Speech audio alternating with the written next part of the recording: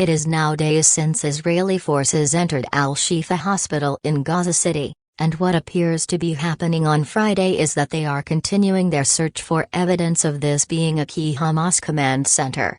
We have to remember that there is no independent scrutiny inside the hospital. Journalists cannot move freely into Gaza, and any who are reporting from the site are working under the aegis of the Israeli military.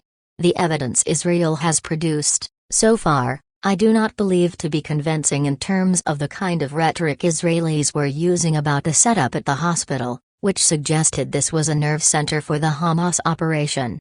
If there was a nerve center there, and there has been speculation about that possibility since 2014, then the Israelis have not yet revealed definitive evidence of its existence to the outside world.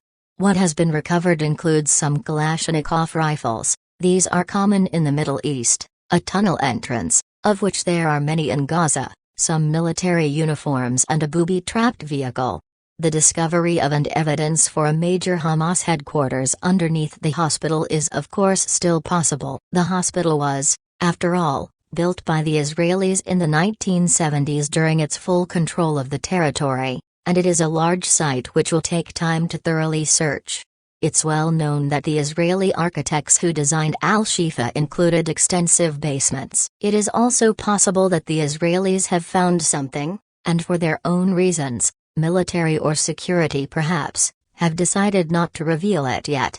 Why that would be the case is unclear. Israel has a lot riding on Al-Shifa. From the beginning of this war on 7th of October, when a surprise attack launched by Hamas killed around 1,200 people, mostly Israeli civilians, it has said reaching the hospital is one of its main targets. Proving Hamas is using Gaza's medical facilities to cover its operations is a key Israeli objective, and it is an accusation Hamas has repeatedly denied. Israel's major justification for killing so many people in Gaza, more than 11,500 in more than a month, according to the latest figure from the territory's Hamas-run health ministry, is that Hamas was using them as human shields. The Israeli Prime Minister, Benjamin Netanyahu, claimed in an interview on Thursday night that Hamas had a military command center at the hospital. He is also pointing to what he called strong indications that hostages had been held there too, after the Israel Defense Forces said the body of 65-year-old Yehudit Weiss, who had been kidnapped from her home in Bri near the Gaza boundary, was discovered in a house near Al-Shifa. Negotiations are ongoing with Qatar to try to reach some sort of deal to recover the more than 200 Israeli hostages being held by Hamas inside Gaza.